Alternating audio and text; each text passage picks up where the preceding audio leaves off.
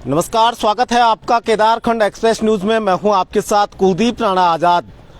इन दिनों उत्तराखंड में जो मूल निवास की लड़ाई है अब वो तेज हो रही है। 24 तारीख को देहरादून के परेड ग्राउंड में एक महारैली का आयोजन किया जा रहा है और क्योंकि बहुत समय से मूल निवास की बात की जा रही है, लेकिन सरकारें मूल निवास को लेकर बहुत ज़्यादा गंभीर दिखाई देती नहीं नजर आ रही है। इसी को लेकर अब जो उत्तराखंड के आम नागरिक हैं, चाहे संगीतकार हो, कवि हो, साहित्यकार हो, ये तमाम लोग हैं जो अब एक मंच पे मूल निवास को लेकर इकट्ठे हो रहे हैं। इसी को लेकर आज मेरे साथ यूकेडी के कुछ लोग हैं जो आखिर मूल निवास उत्तराखंड में क्यों जरूरी है इसको लेकर बात करेंगे। देवेंद्र चमोली जी हैं, उत्तराखंड में यूकेडी के प्रदेश प्रवक्ता भी हैं। चमोली जी, जो मूल निवास की लड़ाई है राज्य बनने से पहले से ही इसकी लड़ाई लड़ी जा रही है, लेकिन सरकारें गंभीर नजर नहीं आ रही। पहले तो ये बताइए ये क्यों जरूरी है और सरकारें कहाँ खड़ी हैं इस पे? बहुत बहुत धन्यवाद केदारखंड एक्सप्रेस का। आपने प्रदेश के इस ज्वलंत मुद्दे को उठाया। देखिए, जो वर्तमान में जो मूल निवास और भू कानून को लेकर के जो गतिविधियां पूरे प्रदेश में चल रही है, जो हलचल चल रही है, तो मैं थोड़ा सा इसको स्पष्ट कर लूं। थोड़ा मैं आपको और पीछे ले चलता हूं राज्य निर्माण की ओर। इस राज्य की जो मांग की गई थी, इस पर्वतीय क्षेत्र के पिछड़ेपन को लेकर के, चाहे वो आर्थिक रूप से पिछड़ापन हो, यहाँ के स्थानीय बेरोजगार युवाओं को के हाथों में रोजगार हो, उसके लिए भाषाई रूप से जो हम लोग भिन्न थे, और भौगोलिक, सबसे बड़ी चीज़ है भौगोलिक रूप से जो भिन्नता थी हमारी, जो रहन सहन, खान पान, सभ्यता, संस्कृति जो हमारी भिन्न थी उत्तर प्रदेश से। तो इस सुस्पष्ट इस अपनी पहचान को बनाए रखने के लिए और यहाँ के बेरोजगारों के हाथों में रोजगार हो, यहाँ के पहाड़ की जवानी पहाड़ के काम आए, इस मंतव्य के लिए इस राज्य की अवधारणा की गई थी और ये राज्य की लड़ाई लड़ी गई थी। लेकिन दुर्भाग्य ये रहा कि जब राज्य बना तो राज्य संघर्षशील ताकतों, जिन्होंने इस राज्य की अवधारणा, इस राज्य को बनाने का ताना बाना बुना था, राज्य की बागडोर उनके हाथ में न जा करके उन लोगों के हाथ में गई जो राज्य के ध्रुव विरोधी रहे।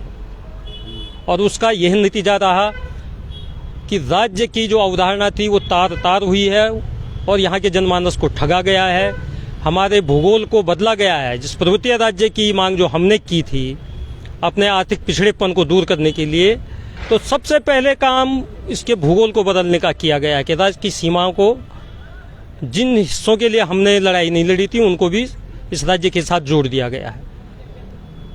यहाँ पे हमारे साथ बड़ा कुठाराघात हुआ है। उसके बाद सबसे बड़ा छल हुआ है कि पर्वतीय राज्य की राजधानी जो हमने पहाड़ में बनाने की बात की थी उसको भी हमसे छीन लिया गया है। आज तक इस प्रदेश की राजधानी नहीं बन पाई है। और यही नहीं, ये आगे बढ़ते बढ़ते मूल निवास का जो आज मुद्दा आया है, इस राज्य की मांग जब यूकेडी कर रही थी तो एक उत्तर प्रदेश सरकार का एक आदेश आया था, 27% आरक्षण जो थोपा गया था। तो निश्चित रूप से इस भूभाग में के लोग उससे प्रभावित हो रहे थे। उस 27% की जद से यहाँ के लोगों का हक छीना जा रहा था। तो छात्र संगठन हुए, हमारे साहित्यकार हुए और समाज से जुड़े तमाम तबका उस समय उठ जाग खड़ा हुआ था और यूकेडी ने उसका नेतृत्व किया और हमने राज्य को फतह की है। अब आई मूल निवास की बात और भू कानून।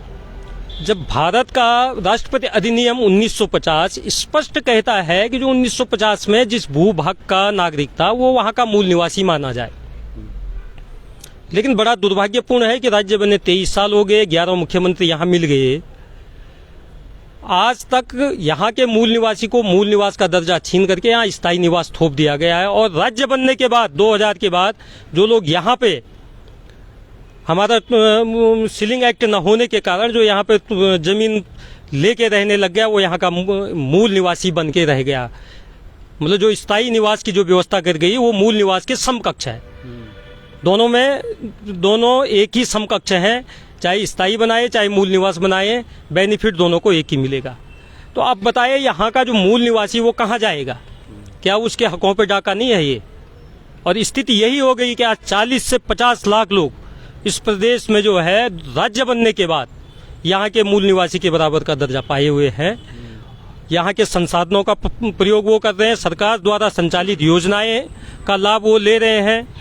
यहाँ पे जो समूह और गाँव में जो नौकरियों पे यहाँ के स्थानीय युवाओं का अधिकार होना चाहिए, उनको छीन करके वो लोग यहाँ की हिस्सेदारी में शामिल हो गए हैं।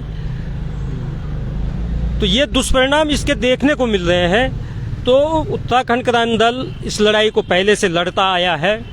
राज्य की अवधारणा के साथ ये सारे मुद्दे थे, लेकिन पब्लिक जागरूक नहीं रही। उत्तराखंड क्रांति दल सड़कों पर चिल्लाता रहा, लेकिन देर आए सवेर आए अगर लोग जागरूक हो रहे तो बहुत अच्छी बात है। साधुवाद देना चाहता हूँ मैं उन तमाम लोगों को, उन तमाम संगठनों को, हमारे जो साहित्यकार हैं, जो लोक गायक हैं, लोक कवि हैं, जिनके गानों में, जिनकी कविताओं में यहाँ का दर्द छलकता था।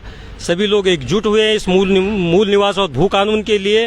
वो सभी लोग साधुवाद के पात्र हैं, लेकिन ये लड़ाई कहीं अधूरी न रह जाए।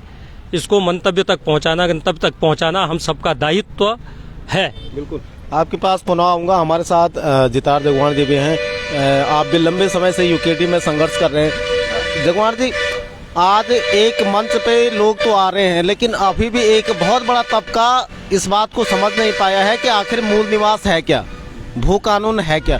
क्योंकि वो तो चाहता है कि वो अगर कोई उन तक ये चीज़ें स्पष्ट तौर पे बताए। हालांकि सरकारें लगातार इसमें भी छलने का काम कर रही है, लोगों को भ्रांतियां फैलाने की बात करें। पिछले दिनों मुख्यमंत्री पुष्कर सिंह धामी जी ने भी एक मूल निवास को लेकर एक नई चीज़ बताई है, लेकिन वो स्थायी निवास भी ख़त्म नहीं कर रही है और मूल निवास भी उसको भी दर्जा नहीं दे रहे। तो कहीं ना कहीं भ्रमित करने की बात की जाए। क्या कहेंगे कि लोगों को अभी भी जागरूक करने की जरूरत है? बिल्कुल, हम तो पहले से ही लोगों को ये बात जागरूक कर रहे हैं कि मूल निवास और अस्थायी निवास में जो अलग अलग श्रेणी है।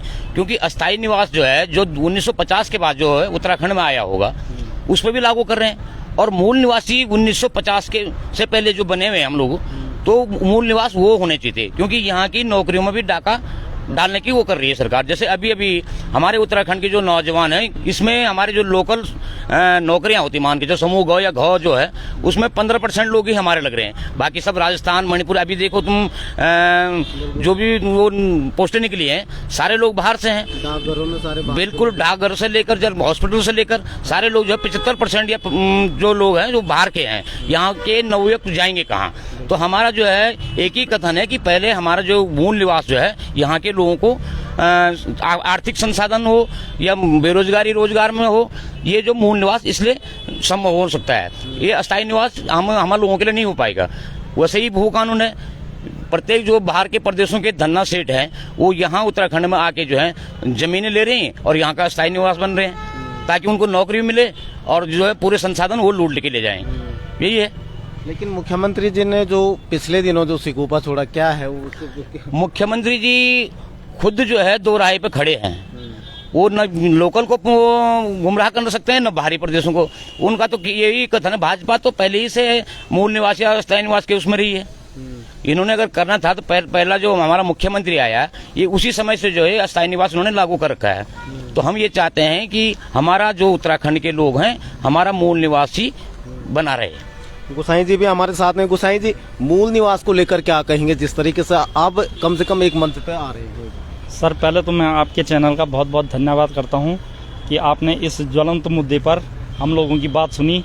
और मेरा सब लोगों से यही कहना है कि सर, ये मुद्दा सिर्फ यूकेटी का नहीं है, ये पूरी उत्तराखंड की आम जनमानस का मुद्दा है। और इस मुद्दे पर सब लोगों को एक होना चाहिए। और मूल निवास पर जो मूल निवास का जो मुद्दा है वो 1950 से रहना चाहिए, अस्थायी निवास को खत्म कर देना चाहिए। और आपको पता ही है कि चतुर्थ श्रेणी और तृतीय श्रेणी में हर प्रदेश में उसी प्रदेश के वासी नौकरी करते हैं। लेकिन इस राज्य का इतना दुर्भाग्य है कि सारे बाहरी प्रदेशों से लोग यहाँ आ रहे हैं और तृतीय चतुर्थ श्रेणी कर्मचारी भी बाहरी प्रदेशों से लग रहे हैं। तो मेरा आम उत्तराखंड की सभी जनमानस से यही गुजारिश है कि इस आंदोलन को अधिक से अधिक बल दें और मूल निवास को, अस्थायी निवास को समाप्त करके मूल निवास को लागू किया जाए। एक बड़ा सवाल चमोली जी ये भी है कि सरकारें चाहे भाजपा की रही हो, कांग्रेस की रही हो, सरकारों में भी एक बहुत बड़ा तबका ऐसा है जो यहाँ का मूल निवासी नहीं है। एक मंशा ये भी है कि इसीलिए वो उसको लागू नहीं करना चाहते हैं।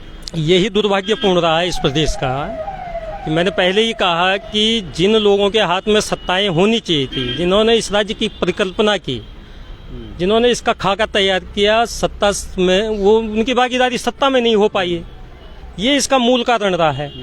अब जो राज्य के विरोधी रहे हैं, जिनका राज्य से कोई लेना देना नहीं है, वो सत्ताओं में बैठ गए तो वो अपने मन मुताबिक कानून बनाएंगे, अपने मन मुताबिक जो है इस राज्य को चलाने की फिराक में रहेंगे।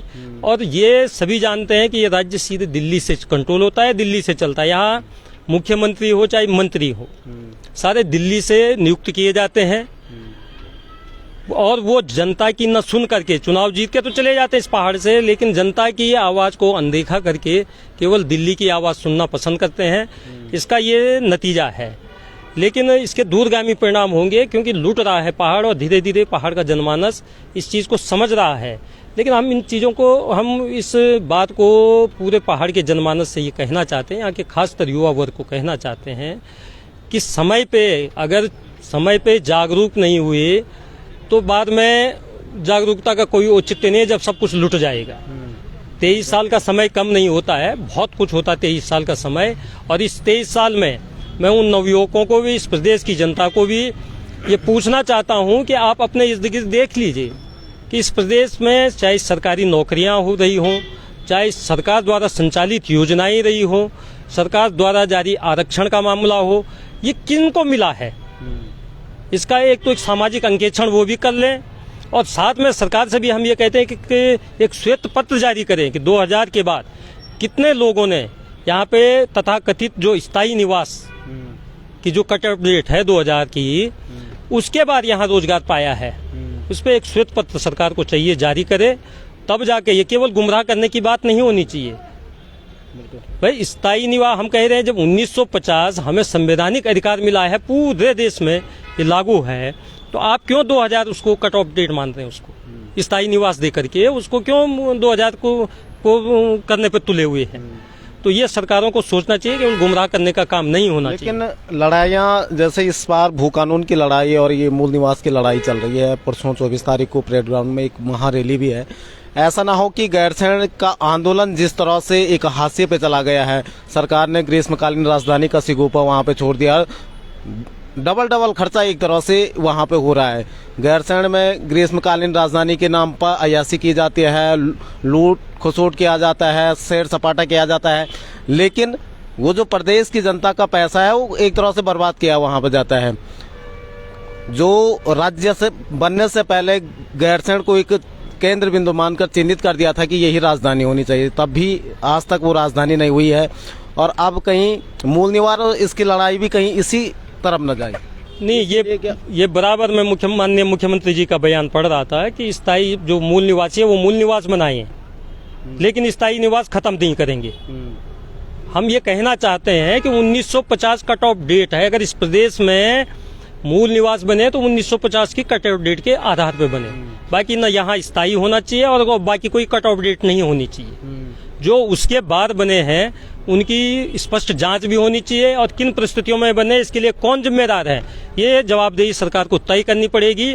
और ये खाली गुमराह करने, जैसा आप अभी कह रहे थे गैरसैंण आंदोलन का मामला, भाई जब पूरी जनता ने इस पहाड़ की 86% जनता, चाहे कौशिक समिति की रिपोर्ट उठा के ले लीजिए आप, चाहे दीक्षित आयोग को ले लीजिए, तमाम बातें जब जनमत संग्रह से आई थी कि केंद्र बिंदु गैरसैंण में अगर उत्तराखंड बनेगा तो उसकी राजधानी बननी चाहिए।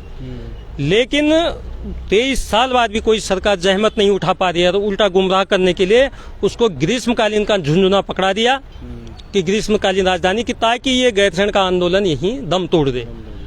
तो इस चीज को यहाँ के जनमानस को समझना पड़ेगा कि कैसे करके, कैसे चालाकी करके, कैसे गुमराह करके आपके अधिकारों को छीना जा रहा है, इस पहाड़ की, इस पर्वतीय राज्य की अवधारणा को खोखला किया जा रहा है। तो ये यहाँ के जनमानस को समझना पड़ेगा। तो इसलिए ये मुद्दे कई हैं, लेकिन ये ज्वलंत मुद्दे जो समय समय पे आ रहे हैं, तो आज जो ये ताजा मामला उठा है, यूकेडी तो इसको अनवरत उठाती रही है, लेकिन आज हमारे सामाजिक क्षेत्रों से जुड़े हुए साहित्यकार लोग हैं, तमाम कवि लोग हैं, और सामाजिक रूप से जुड़े हुए तमाम लोग एक मंच पे आए हैं इस मूल निवास और भू कानून के लिए। तो उनसे यही निवेदन है कि क्योंकि राज्य आंदोलन में इनकी बड़ी महत्वपूर्ण भूमिका रही है, सारा वर्ग जब एक साथ इकट्ठा हुआ था तो यूकेडी के नेतृत्व में जब ये आंदोलन लड़ा गया तो तब जाके ये राज्य हमने पाया था। उन तमाम लोगों का संघर्ष उसको भुलाया नहीं जा सकता है। आज भी तमाम लोग संघर्ष कर रहे हैं, लेकिन इसको अमली जामा पहनाने के लिए एक राजनीतिक विकल्प की आवश्यकता होगी, सदन की ताकत पानी होगी।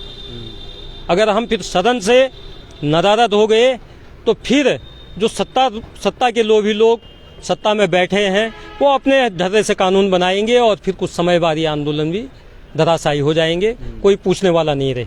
बिल्कुल, जिस तरह से गैरसैंण राजधानी का आंदोलन सरकारों ने हाशिए पे डाल दिया है, अगर आप सभी लोग इस आंदोलन में सक्रिय भागीदारी नहीं निभाएंगे तो कहीं ना कहीं इस आंदोलन को भी कुचलने की कोशिश की जा रही है सरकारों की तरफ से, और ख़ास तौर पे जो हमारे रोजगार हैं, हमारी ज़मीनें हैं, उन पे बड़ा डाका डाला जा रहा है। यानी कि हम आने वाली पीढ़ियों के लिए अभी अगर इस संकट से नहीं जूझे तो हम अपने आने वाली पीढ़ी हमें कोसेगी कि आखिर हमारे पूर्वजों ने इस पहाड़ को कैसे लुटने दिया, बर्बाद होने दिया।